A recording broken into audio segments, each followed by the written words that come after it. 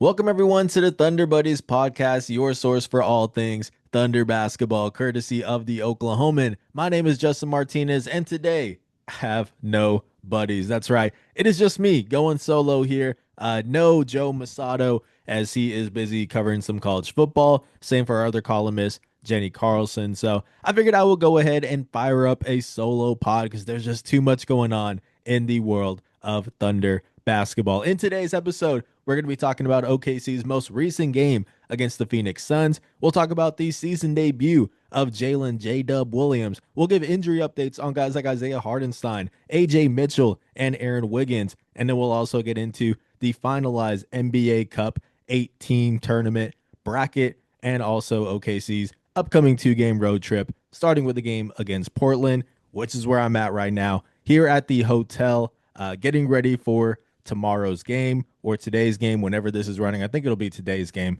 This should probably run Sunday. But yeah, man, there's a lot to get into. So let's go ahead and get into it. And like I said, this is my first time doing a solo pod. So bear with me here. It might be a little bit awkward at times. I might need some breaks to catch my breath and stuff like that. But we're going to make it work, man. There's just too much going on. So let's go ahead and get into it. Starting off with OKC's most recent game against the Phoenix Suns. This was the final game of NBA Cup group play for OKC, and a winner was guaranteed a spot in that 8-team tournament. The loser was going to have to try to get in via the wild card spot, and both teams did end up making it, but it was OKC which won that game by a score of 123 to 119. Now, like I said, this was the season debut of Jalen Williams, who had been out with a nagging right wrist shooting injury. Um, See, as you see, we already got to take some breathing breaks. But yeah, he had been out. Obviously, he suffered that injury last playoffs. We're down the stretch of last regular season, I should say.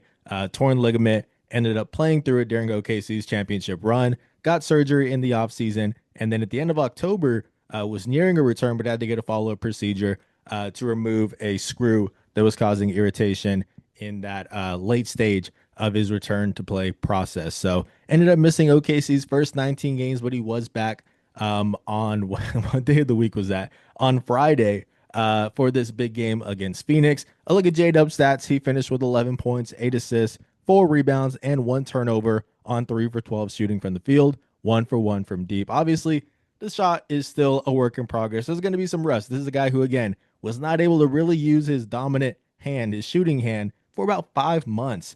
Every time we saw him in practice, he was practicing left-handed shots. So yeah, there's going to be some rust there. Obviously, that's to be expected, which is fine. Nothing to overreact there. But I do think his playmaking was very, very sharp. Especially when he knows the shot isn't going down. You got to get your teammates involved. I thought he did that. 8 assists in this one. He was getting into the lane, kicking it out. He was finding Chet Holmgren on passes down low. Just very, very mature way of approaching his return where he could have been, looking to get his shots up, but instead he was playing within the system and also playing defense at a very high level, just like we gotten used to when watching J-Dub play, all defensive second team last season and a very versatile defender. We saw that last season and we saw that in this game against Phoenix as well. He defended everybody from 6'1" Colin Gillespie to a 7-footer in Mark Williams and also Nick Richards. He really just defended a wide range of guys, and he actually held his opponents to a collective shooting percentage of 21.4%, 3 for 14 shooting from the field to be exact.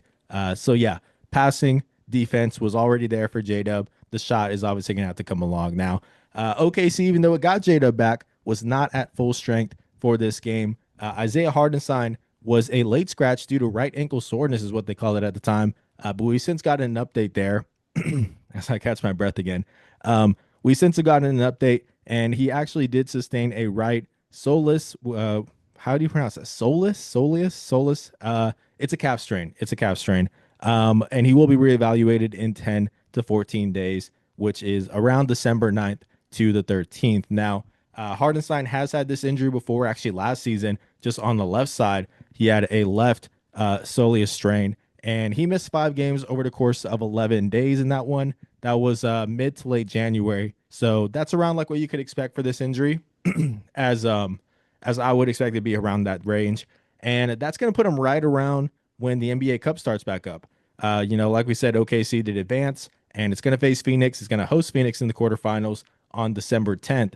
So right around when Isaiah Hartenstein is getting reevaluated is when OKC will continue its in-season tournament run. So a very unfortunate setback for Hartenstein. Obviously, was off to a career start to the season, averaging career highs in points and rebounds and steals, in field goal percentage.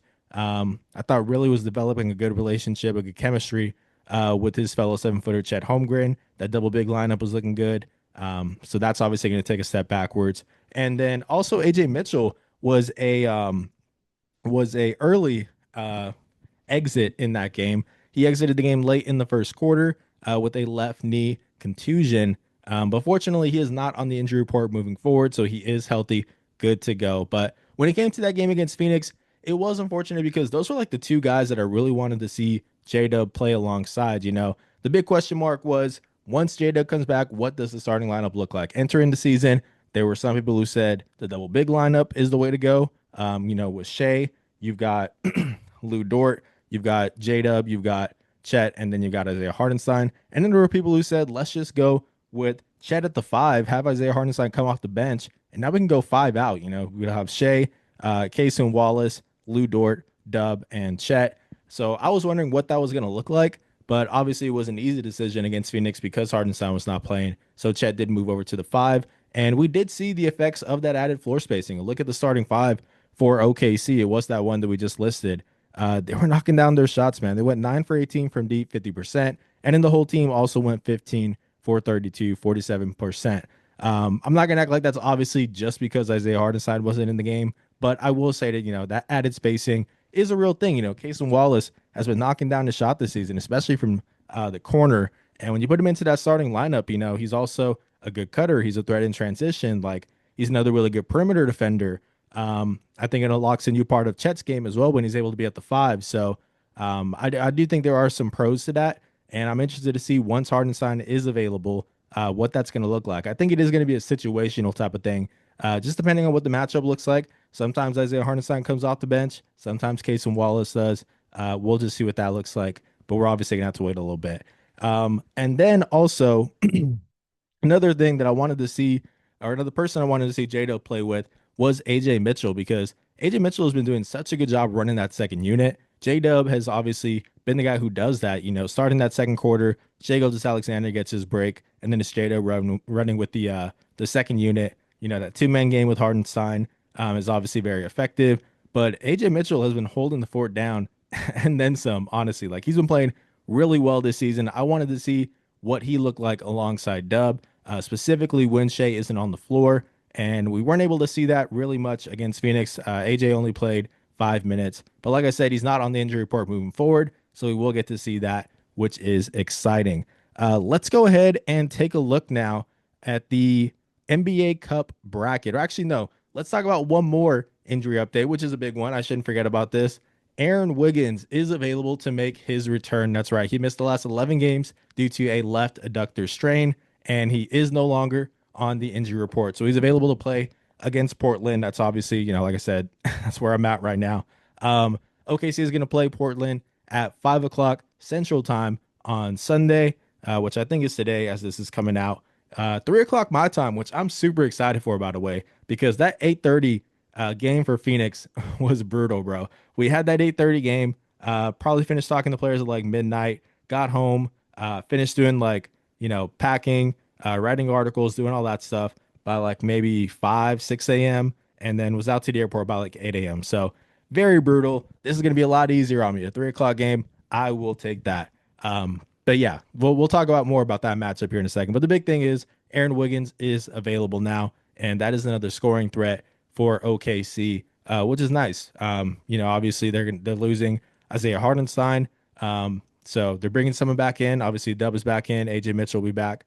So they are still working overall towards getting back to full strength, even though we're going to have to wait for Hart's return. But let's go ahead and take a look now at the NBA Cup's 8-team bracket. Field is set for this one. We already know Thunder versus Suns. OKC is going to host that one on December 10th at 6:30. All of these games are going to be on Prime, by the way.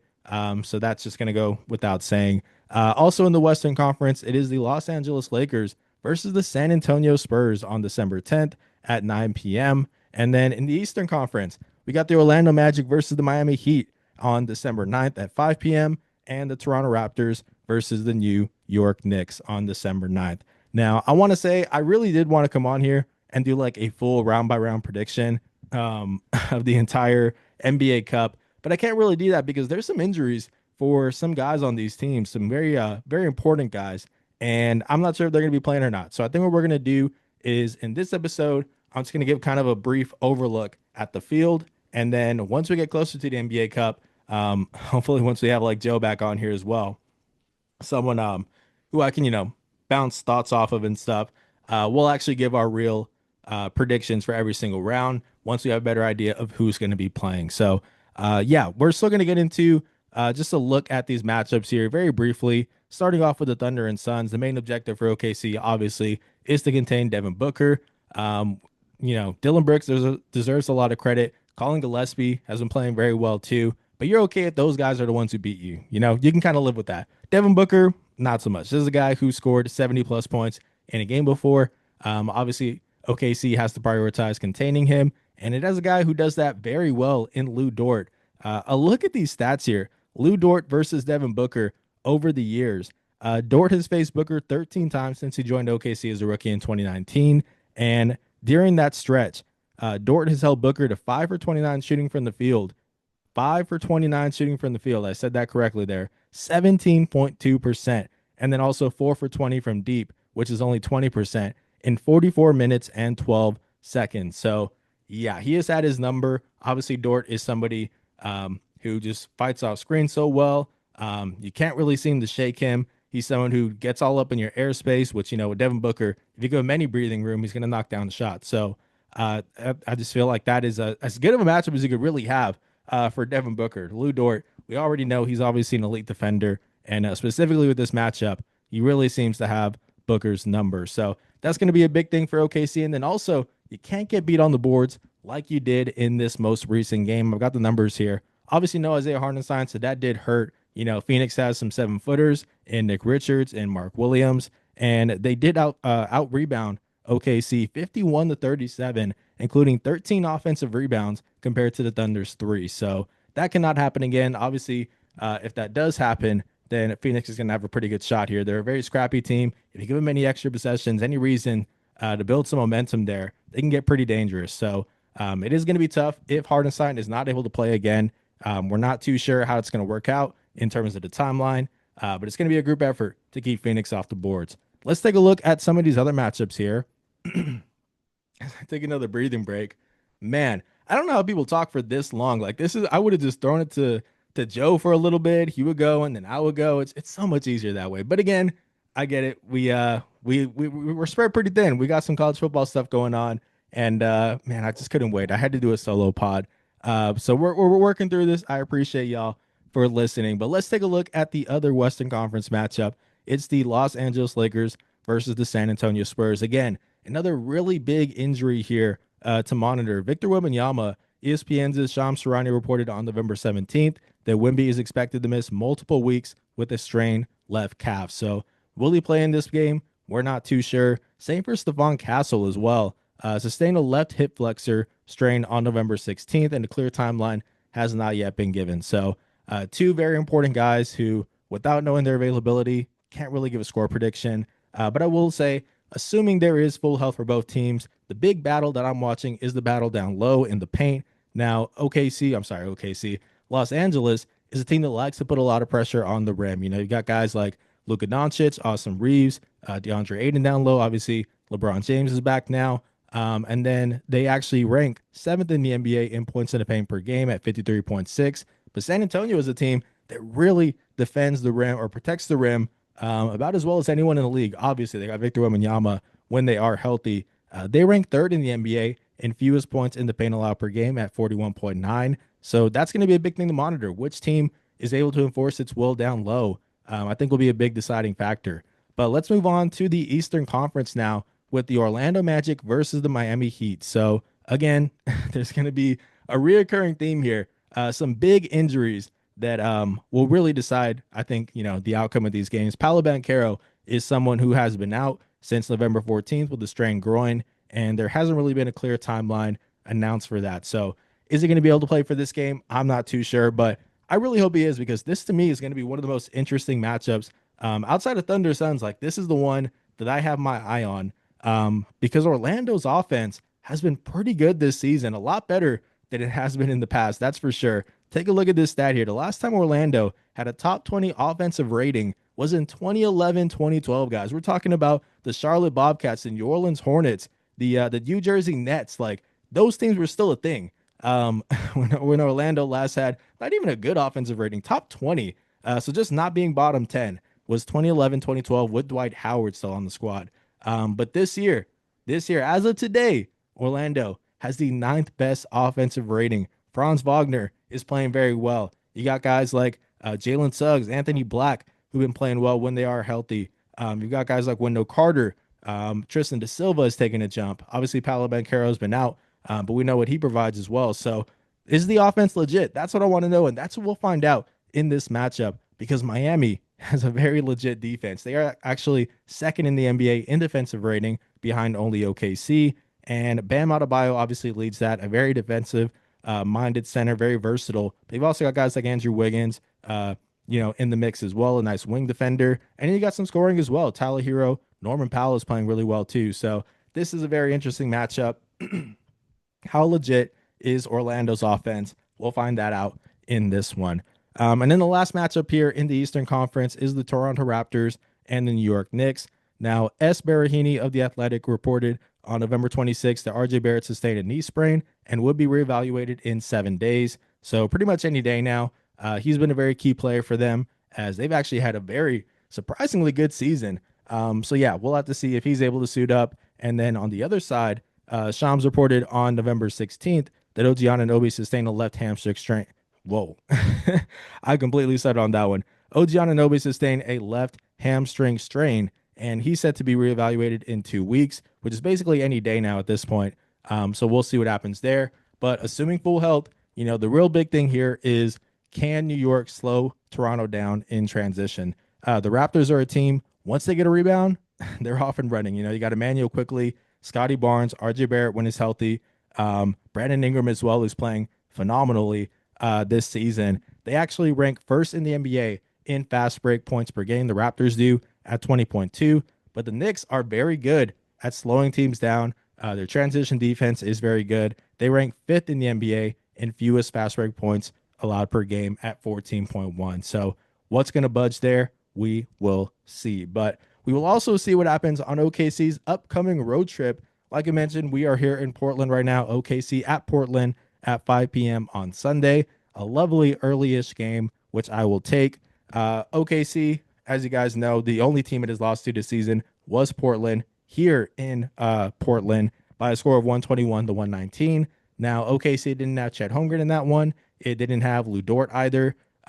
So they were also on the second night of back-to-back. So there's a bit of an asterisk there. And they did bounce back in the second matchup in Oklahoma City, which is pretty recently. They won 122 to 95. But also, in all fairness, Portland was without some guys too. Drew Holiday, Shaedon Sharpe, Scoot Henderson is still not played yet this season. So, but neither team was really at full strength for both matchups combined. So this is going to be a rubber match, and there are going to be some guys missing on both sides. Let me go ahead and pull up an injury report here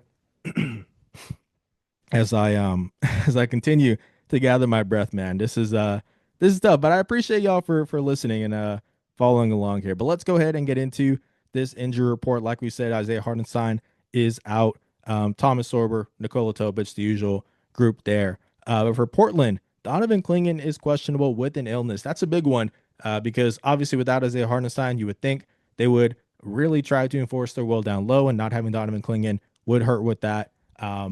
This guy's like 7'3", I think he's listed as, and is just like built like tree trunks for legs. Like he's honestly insane. Like he gets bigger and bigger every single time that I see him, it feels like.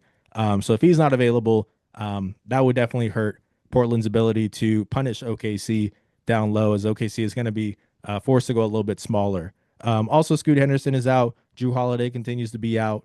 Shaden Sharp is back though, so that's another scoring option for Portland. And that is a look at the injury report. Then after this game for OKC, they will travel to San Francisco to face the Golden State Warriors at 10 p.m. on Tuesday. The big thing here is that Steph Curry is not going to be available. Now, he actually will be reevaluated in about a week with a quadriceps contusion. So he's not going to be in this one. OKC did a really good job of containing him last game. I think they held him to like 11 points in that blowout win. But yeah, without him in the mix, it's going to be on guys like Jimmy Butler, obviously, to step up. Buddy Hield as well. But I think it's going to be tough. It's going to be tough because OKC obviously now has even more defensive weapons with J-Dub in the mix, Cason Wallace. You got guys like Alex Caruso, Lou Dort. They can throw out like Jimmy Butler. So, that really is going to be a challenge for Golden State. But I think that's pretty much all that we have for this episode, guys. It kind of was a little bit of a quicker one. Obviously, it's just me. So usually I'll be able to throw it to someone, they talk, and that kind of like doubles the length of this episode. But it's just your boys. So I did my best here, guys, to go ahead and give you all just a quick podcast. I'm still trying to do this once a week. Not really a set date. It kind of just depends on what's going on there in the season. If there's something like today where it's like, okay, we got a pod today, because we got a lot to talk about, then we'll do that. But either way, still trying to do it once a week and still trying to have a guest, obviously, a Thunder Buddy on here every single time. Just today didn't work out, but it is what it is. Either way, I appreciate you guys for listening, and I will see you all next time. Have a good one.